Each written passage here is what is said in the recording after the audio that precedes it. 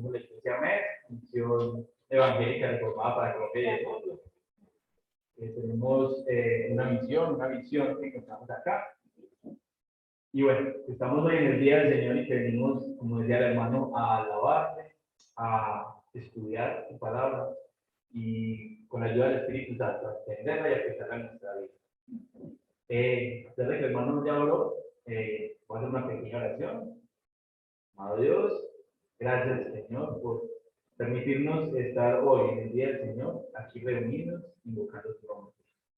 Te pedimos la asistencia del Espíritu Santo para que el mensaje que nos trae hoy sea recibido de la manera adecuada, para que abra nuestro entendimiento.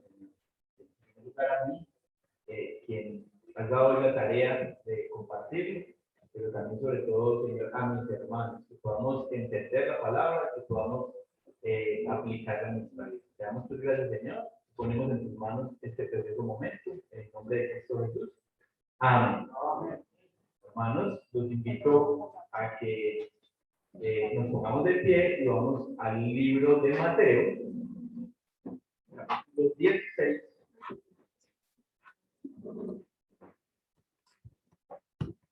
De Mateo, capítulo 16, y vamos a leer de los versículos 13 al 20. 13 al 20.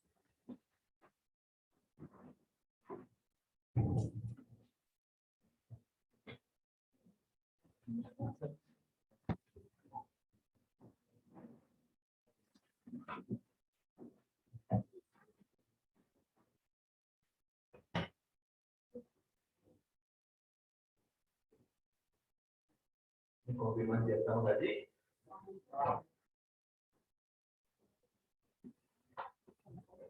Dice la palabra de Dios. Viniendo Jesús a la región de Cesarea de Filipo, preguntó a sus discípulos diciendo: ¿quién dicen los hombres que es el Hijo del Hombre? Ellos dijeron: unos Juan el Bautista, otros Elías, y otros Jeremías, o alguno de los profetas.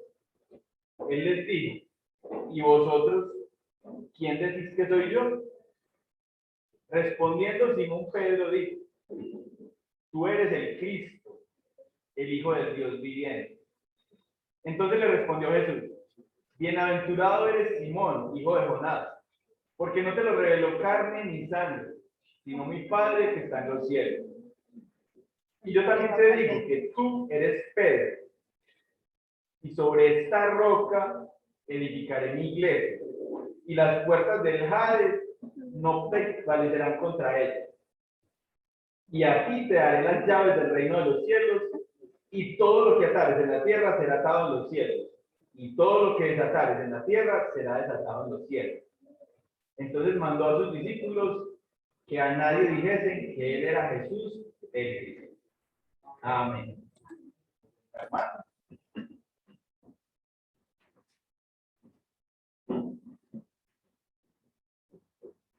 Bueno, a la porción de la palabra que vamos a estudiar el día de hoy, puesto como título: ¿quién es Jesús? ¿Quién es Jesús? Ya el pasaje le he hecho 3 divisiones. Primera división, versículos 13 y 14. ¿Quién es Jesús para el mundo? ¿Quién es Jesús para el mundo? Versículos 13 y 14. Segunda división, ¿quién es Jesús para sus discípulos? ¿Quién es Jesús para sus discípulos? Versículos 15 al 17. Y última división, ¿quién es la roca de la iglesia? ¿Quién es la roca de la iglesia? Versículos 18 al 20. Entonces, ¿quién es Jesús para el mundo? Veamos nuevamente los versículos 13 y 14. Viniendo Jesús a la región de Cesarea de Filipo, preguntó a sus discípulos diciendo: ¿quién dicen los hombres que es el Hijo del Hombre? Ellos dijeron: unos Juan el Bautista, otros Elías, y otros Jeremías o alguno de los profetas. Bueno, Primero de todo, hermanos, contextualicemos. Cesarea de Filipo es una ciudad, o era una ciudad en el territorio de Filipo que estaba aproximadamente unos 32 kilómetros al norte del mar de Galilea. ¿Sí? Recordamos varios episodios que hemos leído ya en el libro de Mateo sobre el mar de Galilea. Realmente, no sé si alguna vez se ha mencionado, lo que conocemos como el mar de Galilea no es un mar, realmente no es un mar. Es algo más parecido a un lago. El río Jordán viene descendiendo de norte a sur y en esa región tiene un ensanchamiento muy grande, ya se forma una especie de lago, que es lo que se conocía como mar de Galilea, luego vuelve a estrecharse y baja hacia el sur al Mar Muerto, que es otro lago. Bueno, pero recordamos pues varios episodios que ya hemos visto en el libro de Mateo en esta región. También vemos que el Señor ha tenido la intención de alejarse un poco con sus discípulos. En el capítulo 15 vemos cómo Él se desplaza a Tiro y a Sidón. Entonces, es allí donde ocurre este pasaje. Encontramos ahí en el versículo 13, viniendo Jesús a la región de Cesarea de Filipo. Y vemos que usa un término cuando le pregunta a los discípulos quiénes dicen los hombres que es el Hijo del Hombre. Entonces habla del Hijo del Hombre. El Hijo del Hombre. Esta frase la encontramos también en el Antiguo Testamento, en varios pasajes. Se encuentra, por ejemplo, en Salmos 8:4 o en Ezequiel 2:1. Y ahí hace alusión al hombre, a la persona, ¿sí? A una persona. Pero también lo encontramos en Daniel 7:13. Y en Daniel 7:13, voy a leer el pedacito, dice: miraba yo en la visión de la noche, y he aquí con las nubes del cielo venía uno como un hijo de hombre, que vino hasta el anciano de días y le hicieron acercarse delante de él. Allí está hablando de una divinidad. Entonces, este término del Hijo del Hombre, escogido por Jesús para referirse a él mismo, exalta esos atributos que lo hacen a él único. 100% hombre, 100% Dios. 100% hombre, 100% Dios. Vamos, hermanos, a leer Filipenses 2:6 al 8, para recalcar un poco eso. Filipenses 2:6 al 8.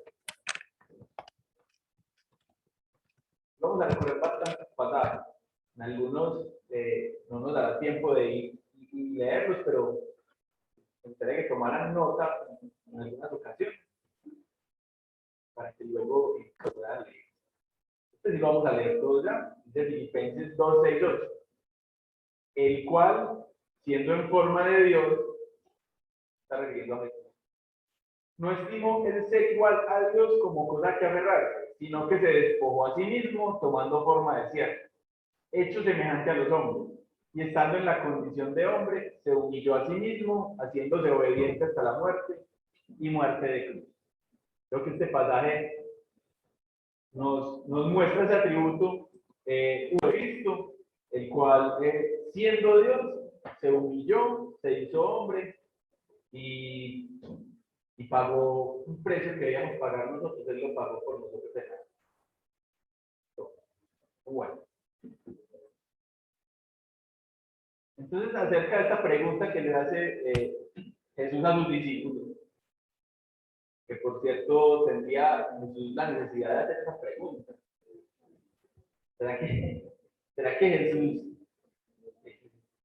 en cualquier momento, en cualquier circunstancia en que preguntaba a sus apóstoles o a otra persona, necesitaba hacerlo, lo hacía para obtener información? Definitivamente no. Sabemos que uno de los atributos de Dios es que conoce hasta lo más profundo de nuestro corazón. Pero bueno, Él hace la pregunta y obtiene como respuesta lo que le dicen los apóstoles. Es, algunos dijeron que eres Juan el Bautista, otros dijeron que eres Elías, ¿cierto?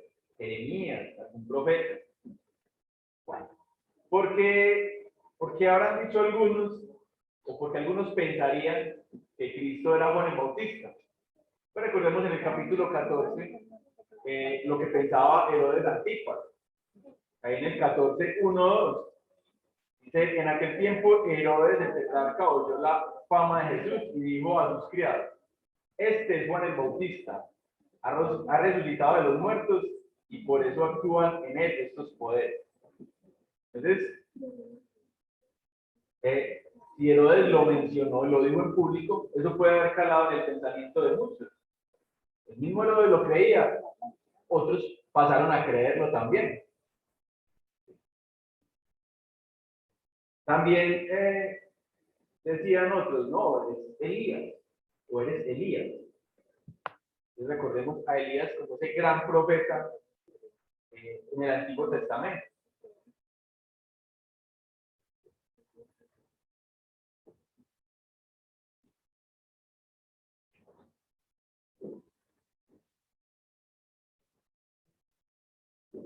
Entonces, ¿con qué se relacionaba posiblemente el que pensaran que Cristo era Elías? Con una profecía que se encuentra en el libro de Malaquías, Malaquías 3:1, Malaquías 4:5. ¿Cierto? He aquí yo envío mi mensajero, el cual preparará el camino delante de mí y vendrá súbitamente a su templo el Señor a quien vosotros buscáis y el ángel del pacto a quien deseáis vosotros. He aquí viene, ha dicho Jehová de los ejércitos. Malaquías 4:5. He aquí, yo os envío el profeta Elías antes que venga el día de Jehová grande y terrible. Recuerden que esta misma profecía se le fue a, o se titulaba de Juan, y hace más que todo alusión al espíritu de Elías. Entonces, se pensaba que de pronto esa palabra profética se iba a cumplir en el Señor Jesucristo. ¿Cierto? Eso pensaba la gente del común.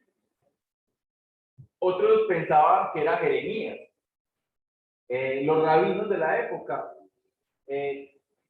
sostenían que Jeremías había escondido el arca del pacto y que aparecería nuevamente justo antes de la nueva era. Entonces también era otra creencia, no, Jeremías ha de regresar, puede ser Jeremías. Otros pensaban, no, uno de los profetas, como dice Deuteronomio 18:15. Profeta en medio de ti, de tus hermanos como yo, te levantará Jehová tu Dios, a él oiré.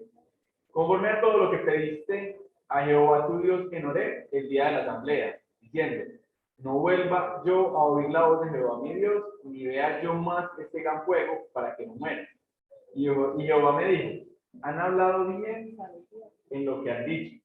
Profeta les levantaré de en medio de sus hermanos como tú, y pondré mis palabras en su boca, y él les hablará todo lo que yo le mandare.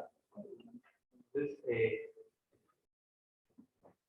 esta palabra en la cual Dios les menciona que vendrán profetas, que habrán profetas que anunciarán la palabra, y lo vimos en el Viejo, en el Antiguo Testamento, a lo largo de muchos de los libros. El caso es que es claro que para las personas de la época Jesús era alguien muy importante, ¿cierto? Del porte de uno de los grandes profetas. Si miramos esa pregunta hoy en día, miren que estamos hablando para las personas del mundo, para las personas que no le han recibido, que no le conocen. Si hablamos hoy en día para este tipo de personas, también nos vamos a encontrar con respuestas parecidas al contexto de hoy. Para la humanidad, Cristo, para los creyentes, para nosotros, pues ya sabemos quién es Cristo y ahorita lo vamos a estudiar un poco más. Este es nuestro Salvador, nuestro Redentor, Hijo de Dios, ¿cierto? Pero para los no creyentes, ¿Quién fue Cristo? Pues fue alguien muy importante, ¿no? Tanto así que en más de la mitad de los países, más de la mitad de las culturas, se lleva una nomenclatura anual, ¿cierto? Un calendario gregoriano, que está conforme a antes de Cristo o después de Cristo. ¿Sí? Entonces, si preguntamos, nos indagamos en las diferentes culturas hoy en día, todos van a confirmar o hablar de que Cristo fue alguien importante y de que fue un hombre importante. Por ejemplo, en la cultura hindú, le tienen un respeto y le consideran un maestro iluminado. Maestro, una persona, un ser iluminado. ¿Iluminado por qué? Para los budistas, o para muchos de ellos, Jesús también es un maestro, un ser iluminado. Ellos en su relación con Dios necesitan sentirse muy cercanos a Él y por ahí entra la controversia pues, de ellos, que ven a Dios como una figura muy lejana de estar y su creencia va en otro sentido, pero indiscutiblemente también le tienen como un gran maestro y dicen que muchas de las enseñanzas de Cristo coinciden con sus propias. Bueno, la tradición judía, ellos obviamente subrayan que Jesús fue judío, que nació aquí en Israel, ¿cierto? Pero ellos no aceptan a Jesús como Dios, ¿cierto? Para ellos fue un gran maestro. No lo consideran inclusive como un profeta, porque para ellos el último profeta fue Malaquías, 400 años antes de Cristo. Pero entienden que fue un gran maestro. En el Islam, en el mundo árabe, a Jesús lo consideran, al igual que a Abraham, que a Moisés, que a Mahoma, como uno de los grandes profetas de la humanidad. ¿Sí? Es más, en el Corán reconoce atributos únicos de Cristo, como los milagros y ciertas cosas. Entonces,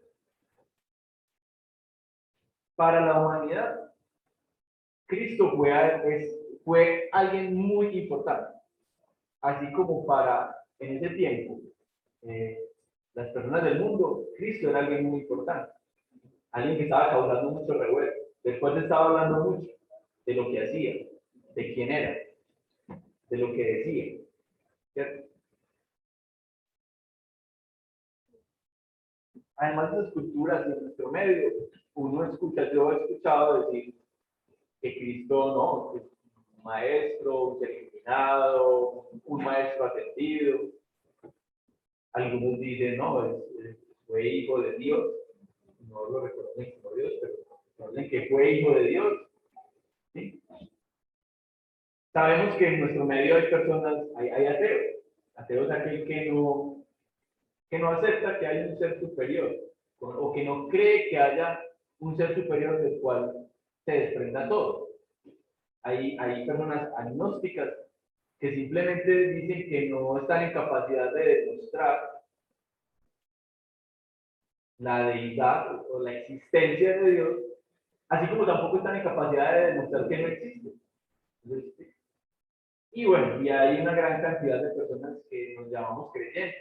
Dentro de los creyentes, unos creen en algunas cosas, otros en otras. ¿Sí? Bueno, a lo que voy es que definitivamente, tanto en esa época como en la nuestra, Cristo para todo el mundo fue alguien muy importante. El hecho de que algunos lo aceptemos como Dios, como nuestro Salvador, creamos en Él, y otros no, la misma palabra nos lo confirma o nos lo dice, ¿cierto? Vayamos todos, porfa, a Primera de Corintios 1, 18 a 21. Primera de Corintios 1, 18 a 21.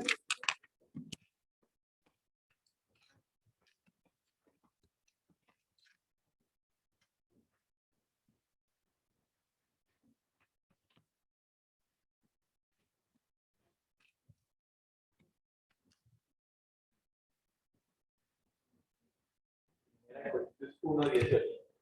Porque la palabra de la cruz es locura a los que se pierden, pero a los que se salvan, esto es, a nosotros es poder de Dios. Pues está escrito: destruiré la sabiduría de los sabios y desecharé el entendimiento de los entendidos. ¿Dónde está el sabio? ¿Dónde está el escriba? ¿Dónde está el disputador de este siglo? ¿No ha enloquecido Dios la sabiduría del mundo? Pues ya en la sabiduría de Dios, el mundo no conoció a Dios mediante la sabiduría. Agradó a Dios salvar a los creyentes por la locura de la predicación. ¿Quiénes aceptan, quiénes reciben a Cristo? Aquellos a quien Dios le place por la locura de la predicación, tocar sus corazones y recibir. Segunda de Corintios 4:4 dice: en los cuales el Dios de este siglo cegó el entendimiento de los incrédulos, para que no le resplandezca la luz del evangelio de la gloria de Cristo, el cual es la imagen de Dios. Entonces habla de que el príncipe de este mundo, de que el enemigo cegó el entendimiento de los incrédulos. Entonces entendemos por qué algo que para nosotros debería ser universal es la deidad de Cristo, que es su divinidad, para otros simplemente no lo es, ¿cierto? En la palabra está establecido. Bueno, pasemos a la segunda parte. La segunda parte, ¿quién es Jesús para sus discípulos? ¿Quién es Jesús para sus discípulos? Obviamente vamos a mirar la respuesta, pero también pensemos, hoy en día, ¿qué somos nosotros de Cristo? No somos sus discípulos. O sea, esta pregunta aplicada para los apóstoles, ¿aplica para nosotros hoy en día? Totalmente. Totalmente, y creo que es una pregunta demasiado importante. Nos hacemos llamar cristianos. No, no nos hacemos llamar. Somos cristianos. Cristianos. Si somos cristianos y no sabemos quién es Cristo, nos tenemos que cuestionar grandemente, ¿cierto? Entonces, en los versículos 15 al 17, Él les dijo, Jesucristo les dijo: ¿y vosotros quién decís que soy yo? Respondiendo Simón Pedro dijo: tú eres el Cristo, el Hijo del Dios viviente. Entonces le respondió Jesús: bienaventurado eres Simón, hijo de Jonás, porque no te lo reveló carne ni sangre, sino mi Padre que está en los cielos. Noten que Cristo hace esta pregunta en plural. Él no le preguntó a Pedro, preguntó: ¿y ustedes quién dicen que soy yo? Pero también sabemos el carácter de Pedro, lo impulsivo, ¿cierto? Lo vemos a través de varios pasajes, y que él de alguna forma pues siempre tomaba esa vocería, ese liderazgo. Algunas veces actuaba sin pensar muy bien, ¿cierto? Él de una responde: tú eres el Cristo, el Hijo del Dios viviente. No es el único discípulo que lo menciona, ni es el primero. Si miramos cronológicamente, cuando Jesús llama a algunos de los discípulos, ellos ante ciertas situaciones confiesan que Dios es el Cristo que estaban esperando, que Jesús es el Cristo que estaban esperando, ¿cierto? Por ejemplo, el apóstol Andrés, Andrés en Juan 1:41. 1:41. Andrés, hermano de Simón, era uno de los que habían oído a Juan el Bautista, y habían también seguido a Jesús. Este halló primero a su hermano Simón y le dijo: hemos hallado al Mesías, que traducido es el Cristo. Entonces mire que ya Andrés había dicho que Jesús era el Mesías, era el Cristo que había venido. ¿Sí? En Juan 1:48 le dijo Natanael, ¿de dónde me conoces? Hablándole a Jesús. Respondió Jesús y le dijo, antes que Felipe te llamara, cuando estabas debajo de la higuera, te vi. Entonces Natanael respondió y dijo, Rabí, tú eres el Hijo de Dios, tú eres el Rey de Israel. Y también en el Evangelio de Juan 6:69, el mismo Pedro ya había reconocido el Mesías en Cristo, ¿cierto? Y nosotros hemos creído y conocemos que tú eres el Cristo, el Hijo del Dios viviente. ¿Sí? Entonces, aquí Pedro ratifica eso.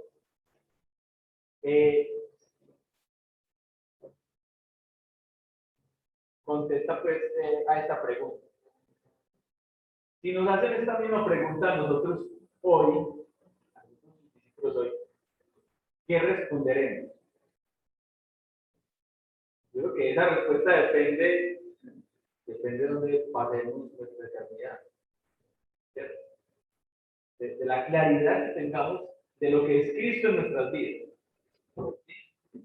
Cada uno pensemos acerca de la pregunta, ¿quién es Cristo? ¿Quién es Jesús? ¿Quién es Jesús? Ahí mientras lo meditamos, repasemos algo de lo que nos dice la palabra.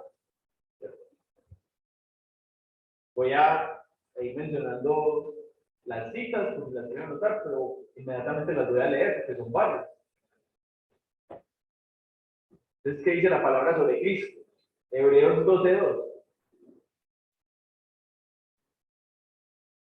Puesto los ojos en Jesús, el autor y consumador de la fe, el cual por el gozo puesto delante de él sufrió la cruz, menospreciando el oprobio, y se sentó a la diestra del trono de Dios.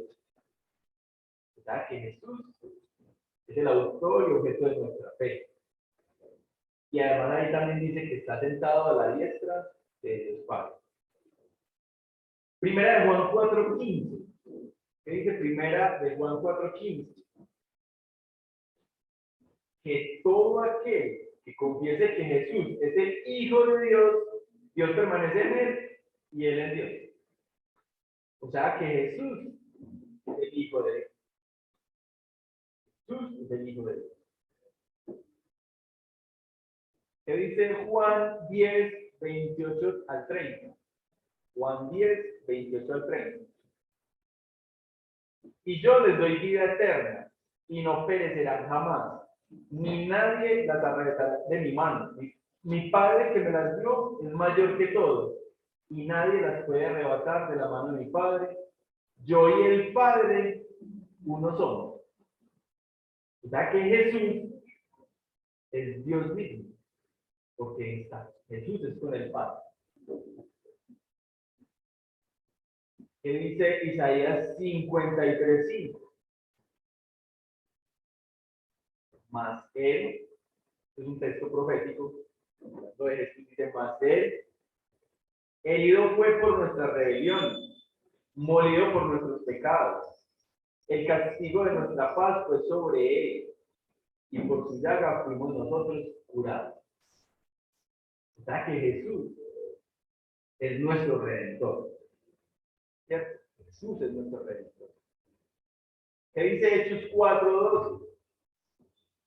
Y en ningún otro hay salvación, porque no hay otro nombre bajo el cielo dado a los hombres en que podamos ser salvos. O sea que Jesús es nuestro único Salvador. Nuestro único Salvador. Juan 14:6. Jesús dijo, yo soy el camino y la verdad y la vida. Nadie viene al Padre sino por mí. Hermanos, Jesús es el único camino para la salvación. El único camino para la salvación. Y podríamos quedarnos toda la mañana leyendo citas que nos confirmen y nos hablen de quién es Jesús, ¿cierto? El unigénito Hijo de Dios, quien vino a morir por nuestros pecados, por nuestras culpas, por quien debemos vivir.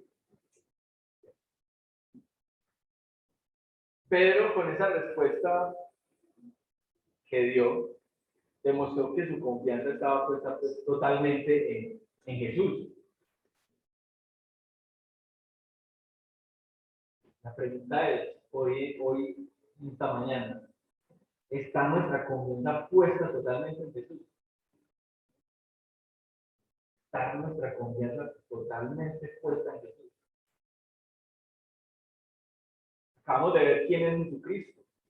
Acabamos de mirar algunos pasajes, acabamos de pensarlo y sabemos que hay muchos otros, conocemos muchas otras cosas. Pero vivimos conforme a quien es Jesús y a lo que es para nuestras vidas.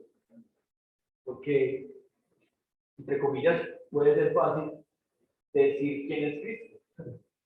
Y más decirlo acá en la iglesia, en la cual no somos juzgados, no somos señalados porque pensamos similar. Pero sí vivimos conforme a eso que la palabra nos enseña. Y profesamos a Cristo de la misma manera en otros lugares.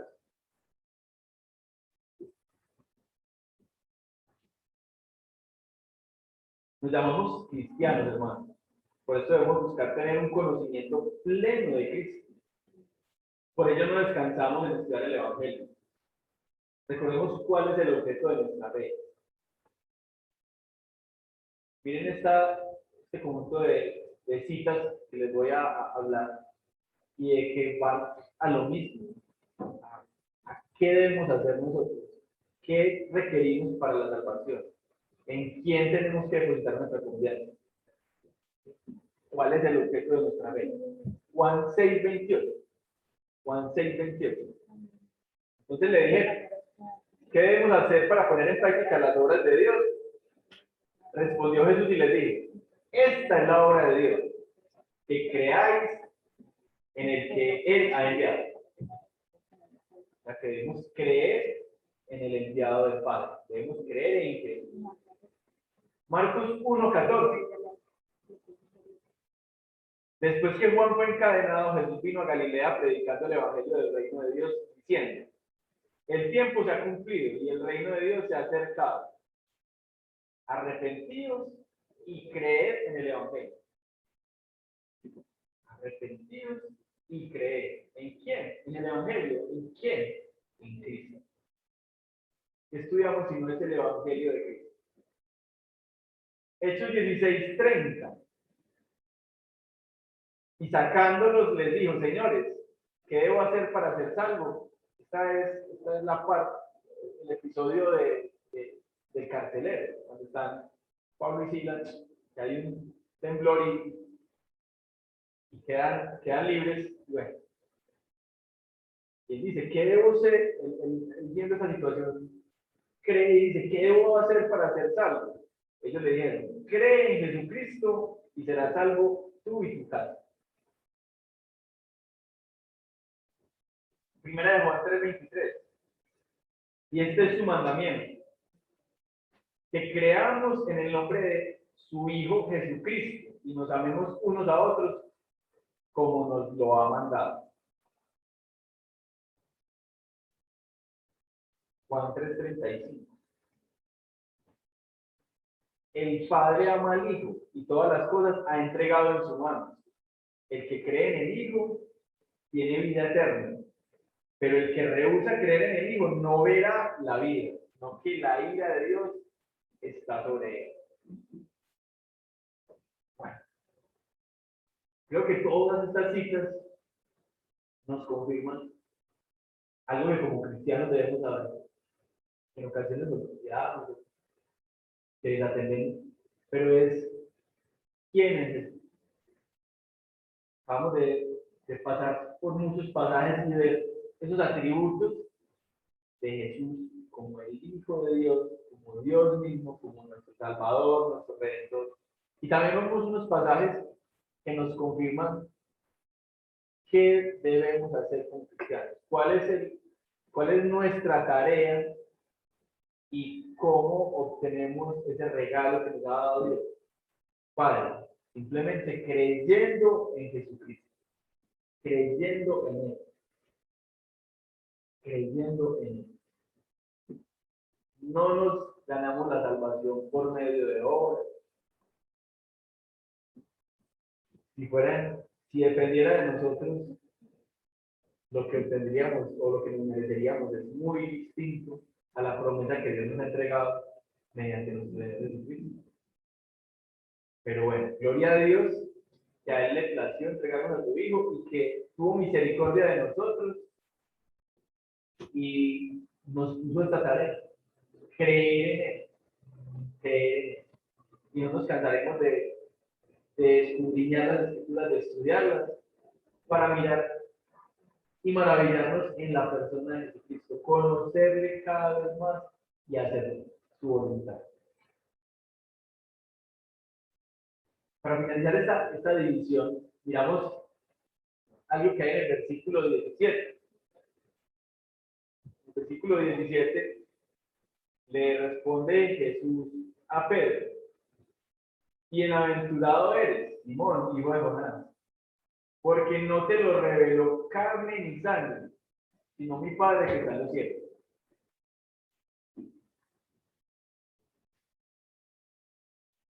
Hermanos, el Evangelio no puede ser comprendido o respondido sin la ayuda divina.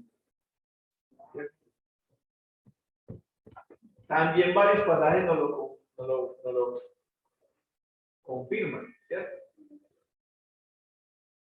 Es más, si miramos el contexto, miramos la situación, Pedro no dudó y respondió inmediatamente quién era Cristo.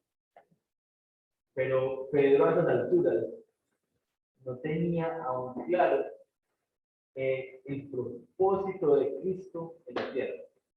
Y lo podemos ver si leen el pasaje que sigue inmediatamente a continuación, versículos 21 en adelante de ahí de Mateo 16, ¿cierto? Jesús le anuncia lo que va a suceder y Pedro trata, digámoslo, con buenas intenciones de impedirlo. Él no tiene un pleno entendimiento de Cristo. Como dice ahí la palabra, Pedro confiesa a Jesús, no por él, no por su capacidad, sino porque ¿quién se lo reveló? El Padre, dice ahí. Y a nosotros, ¿quién nos revela a Jesucristo? El Padre y el Espíritu Santo a través de la palabra. Lo encontramos en múltiples pasajes. ¿Sí? Es el Evangelio que nos muestra a Cristo y no podríamos entenderlo si no es por la acción del Espíritu Santo, sino es por la voluntad y la acción de Dios mismo. ¿Sí? Juan 6:44 dice: ninguno puede venir a mí si el Padre que me envió no le trajere, y yo le resucitaré en el día postrero. En el mismo Juan 6, en el 65, dice: por eso os he dicho que ninguno puede venir a mí si no le fuere dado del Padre. Nosotros no tenemos la capacidad de conocer a Cristo, de entregarnos a Cristo, de conocer el Evangelio. Simplemente es voluntad del Padre. A Él le plació, y como vimos en otros textos, por la locura de la predicación, algunos entendemos y captamos o recibimos el mensaje que Él nos entregó, pero para otros no, no lo es, para otros no lo es. Entonces ninguno de nosotros está en capacidad de comprender el Evangelio por sí solo. Necesitamos de la ayuda del Espíritu Santo, de Dios mismo. ¿Sí? Por ello, cada día, hermanos, cada vez que estudiamos las Escrituras, debemos orar al Espíritu Santo, orar a Dios y pedirle entendimiento, pedirle sabiduría, pedirle revelación. Esa es la verdadera revelación. Poder entender las escrituras, poder entender el Evangelio.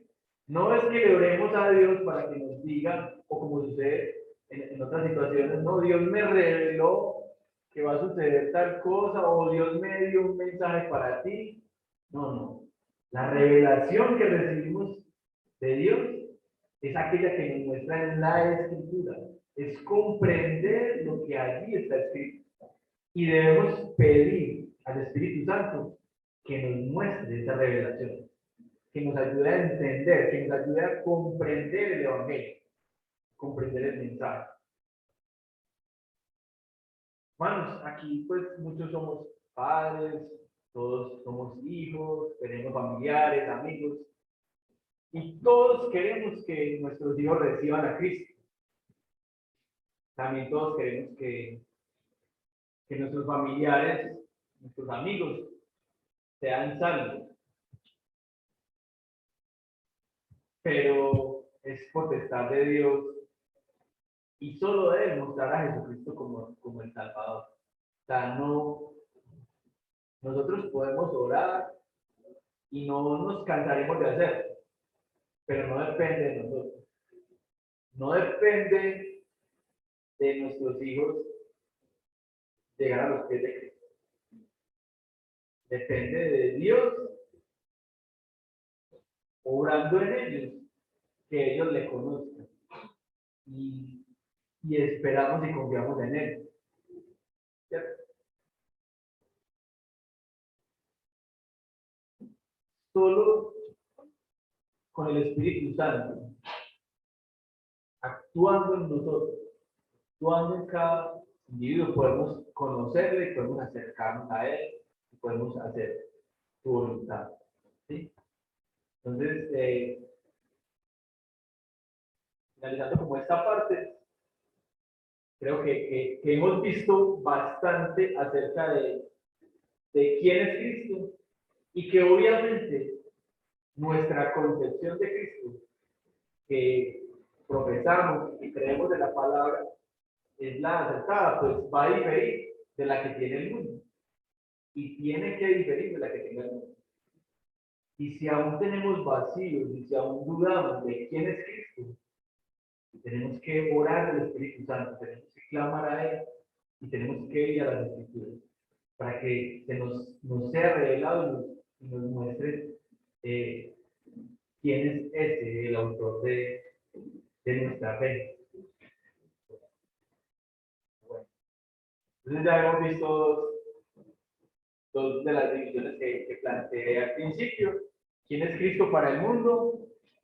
¿Quién es Cristo para sus discípulos? Para nosotros. Y ahora, ¿quién es la roca de la iglesia? ¿Quién es la roca de la iglesia? Versículos 18 al 20.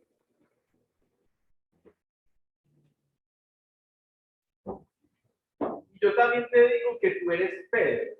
Miren que esto es dando respuesta a esa afirmación que acaba de hacer Pedro. Y yo también te digo que tú eres Pedro, y sobre esta roca edificaré mi iglesia, y las puertas del Hades no prevalecerán contra ella. Y a ti te daré las llaves del reino de los cielos. Y todo lo que atares en la tierra será atado en los cielos. Y todo lo que atares en la tierra será desatado en los cielos. Entonces mandó a sus discípulos que a nadie dijesen que él era Jesús, el Cristo. Bueno,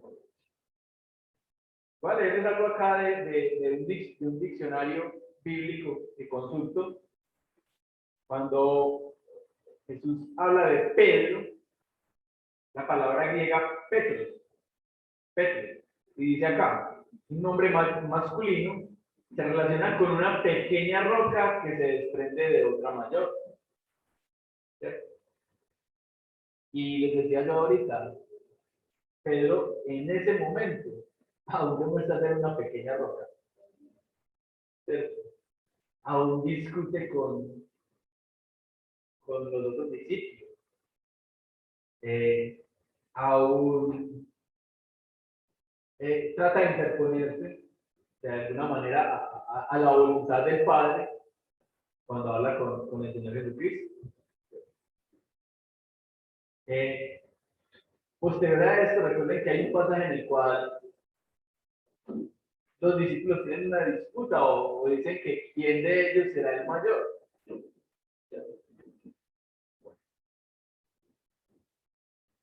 Entonces, la palabra Petros, una pequeña roca. Y cuando Cristo dice, esta piedra, es la palabra griega Petra, que es un nombre femenino, se refiere a la roca base. Se refiere a la roca base.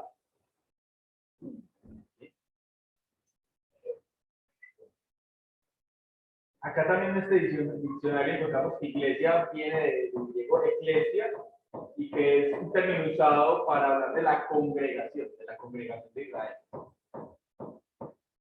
Para abordar este pedazo, para aclarar que creo que este texto ha sido mal interpretado y mal utilizado.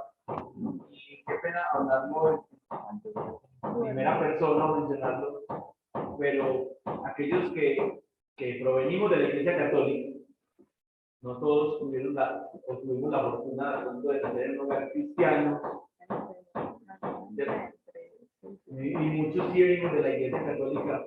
Vemos cómo este texto ha sido acomodado, ha sido interpretado para organizar la Iglesia y cómo se comporta la Iglesia Católica hoy en día. Entonces, en este sentido, tenemos que escudriñar y entender y desvirtuar varias cosas, varios conceptos que se manejan en la Iglesia Católica y que a mi juicio son conceptos humanos, porque no los encontramos en la Biblia. ¿Cierto? En la Iglesia Católica se tiene el concepto de que Pedro, basados en este texto, de que Pedro fue el primer papa de la Iglesia. Pedro se maneja el concepto de que los papas son los sucesores de los apóstoles.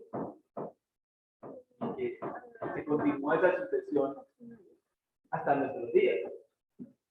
Se tiene la concepción de que Pedro fue el primer obispo, fue obispo en Roma. Se tiene el concepto de que Pedro,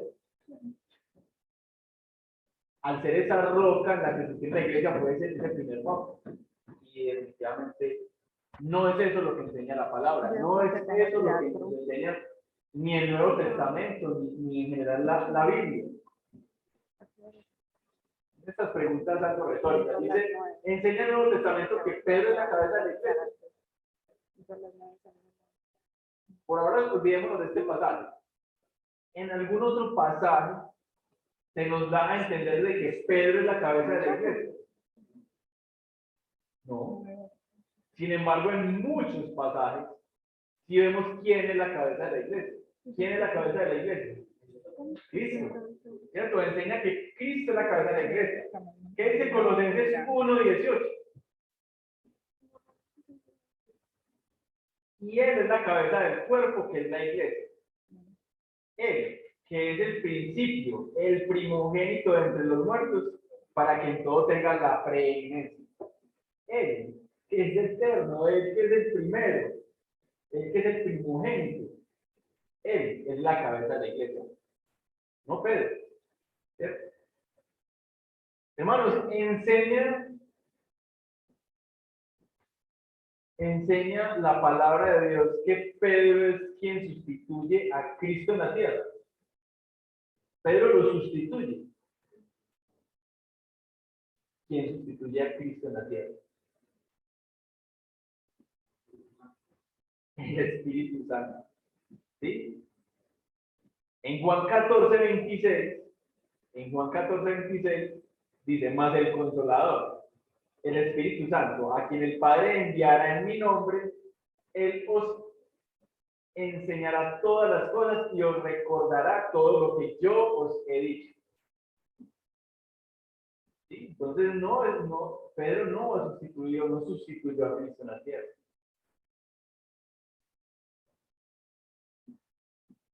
Vemos en la palabra que los demás apóstoles reconocieron a Pedro como esa roca, como esa cabeza, o como de que de él dependía la iglesia.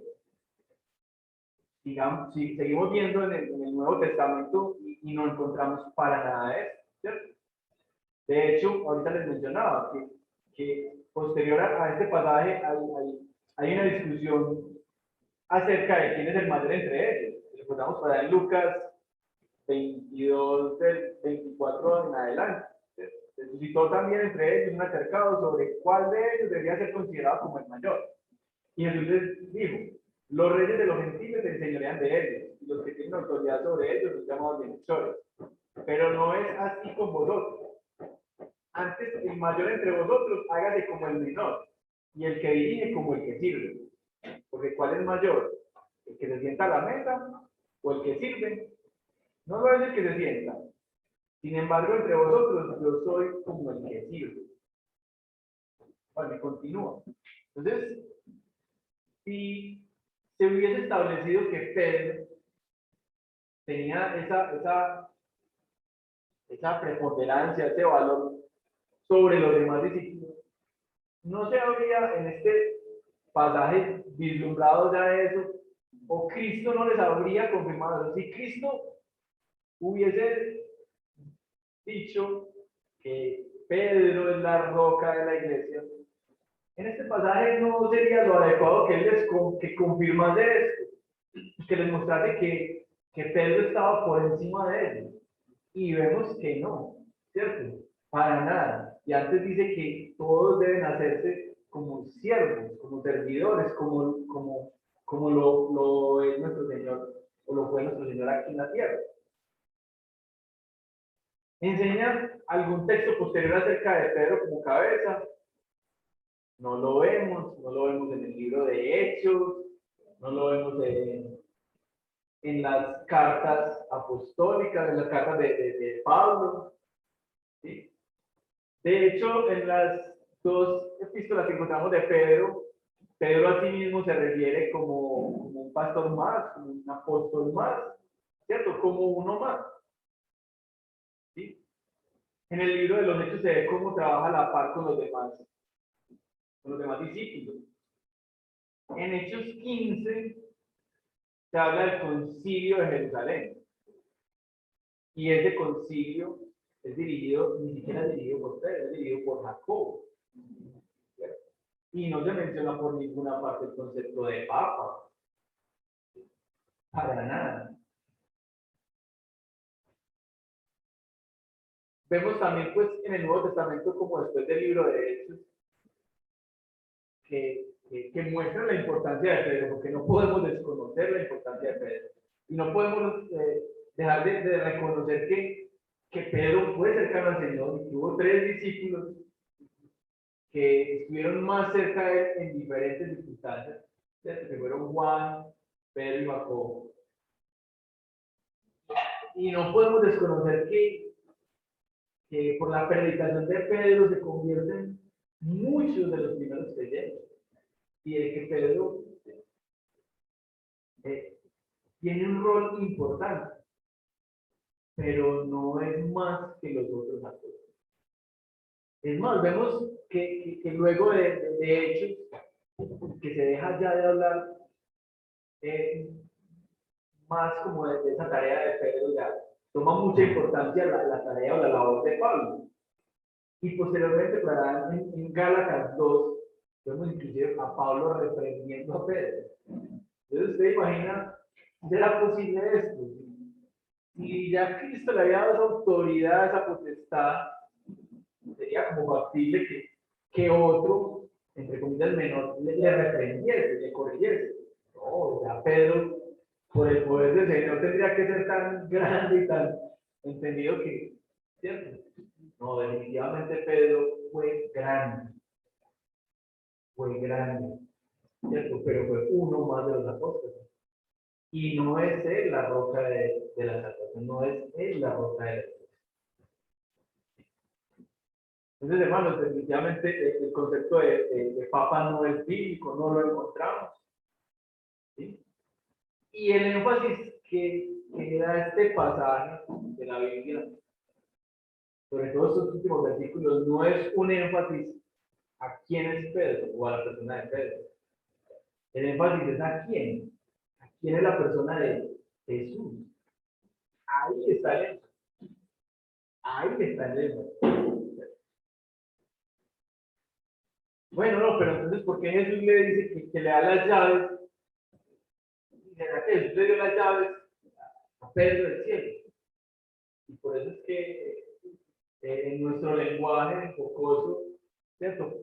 Pedro es el que está ahí en la entrada, en la puerta del cielo, ¿cierto? Entonces, ¿por qué Jesús dijo esto? Entonces, bueno, sabemos, en la Biblia entendemos que hay múltiples formas en las cuales fue escrita la palabra, ¿cierto? Hay muchas figuras literarias y una forma en que podemos entender este simbolismo de las llaves tiene que ver con lo que les mencionaba ahora. Por la predicación de Pedro, se convirtieron los primeros creyentes en la iglesia primitiva. ¿Cierto? También se convirtió el primer gentil, ¿lo recuerdan? Cornelio. Entonces, esas llaves, en ese sentido, puede ser ese inicio de la iglesia, esos comienzos de la iglesia. ¿Sí? Pero lo que tenemos que tener claro, hermanos, es que no es Pedro el fundamento de la iglesia, es Cristo. Es Cristo. El cristianismo es una relación personal con Cristo. ¿A quién predicamos en la iglesia? A Cristo. Preocupémonos, hermanos, del día que no se predique a Cristo. Prediquémonos el día que alguno de nosotros se pare acá y no sea exaltado el nombre de Cristo. Y no encontremos a Cristo en el pecho. Preocupémonos, ¿cierto? Entonces, ¿cómo se entiende esa afirmación que hizo el Señor Jesús? Créanme que no hace mucho tiempo también la vine a entender. O sea, era difuso. Dice, tú eres Pedro, tú eres una piedra. Pero sobre la roca, Petra, ¿cuál es la roca? La roca de la confesión que acabas de hacer. Miren bien el hilo conductor, ¿cierto? En la división 2, Pedro le dice, eres el Cristo, el Hijo de Dios viviente. Y el Señor aquí le está diciendo, muy bien, Pedro, bienaventurado eres, no te lo reveló carne ni sangre, solamente proviene de Dios, bienaventurado. Y le dice, tú eres Pedro, una piedra, pero sobre la roca de la confesión que acabas de hacer, edificaré mi iglesia. O sea que la iglesia está edificada sobre esa confesión que acaba de hacer Pedro, de que Jesús es Cristo, de que Jesús es el Mesías, de que Jesús es el Hijo del Dios viviente. Esa es la roca de la iglesia. Cristo es la roca de nuestra salvación. Amén, hermano. Amén. Por ello siempre la predicación debe tratar a Cristo porque es la roca de nuestra salvación. Siempre, siempre, siempre tenemos que proclamar. Para finalizar, quiero que leamos dos citas bíblicas. Una es Primera de Corintios 3:11. Primera de Corintios 3:11.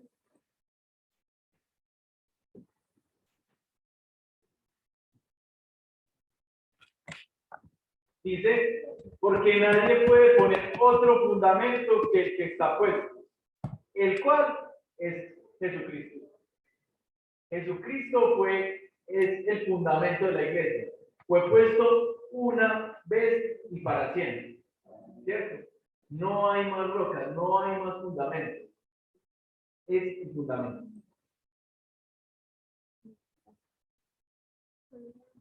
Y este texto que recalca algunos pasajes que ya hemos leído, y es Romanos 10:9. Romanos 10:9. Que si confesares con tu boca que Jesús es el Señor y creyeres en tu corazón que Dios le levantó de los muertos, serás salvo. Ese es el objeto de nuestra fe, hermano. Ese es el objeto de nuestra fe. En resumen, Jesús, ¿quién es? Jesús es el Hijo de Dios, Dios mismo, nuestro Salvador, nuestro Redentor, la roca de su iglesia, la roca de nuestra salvación. Por eso debemos proclamarlo, debemos confesarlo y debemos adorarlo siempre, siempre y en todo lugar. Amén, hermano. Amén. Amado Señor, infinitas gracias te damos en esta mañana por la palabra que nos ha sido entregada. Te damos gracias por la obra de nuestro Señor Jesucristo en la cruz, el cual ha pagado por nuestros pecados. Hemos recibido un regalo tan grande sin merecer, únicamente por tu voluntad. Te damos gracias porque dependemos única y exclusivamente de Cristo, no de nosotros. Te pedimos, Señor, que a través del Espíritu Santo nos sigas revelando tu palabra a la persona de Cristo. Que nos ayudes ahora a conocerle cada vez más y a orar conforme a su voluntad. Te lo pedimos en el nombre de Cristo Jesús. Amén.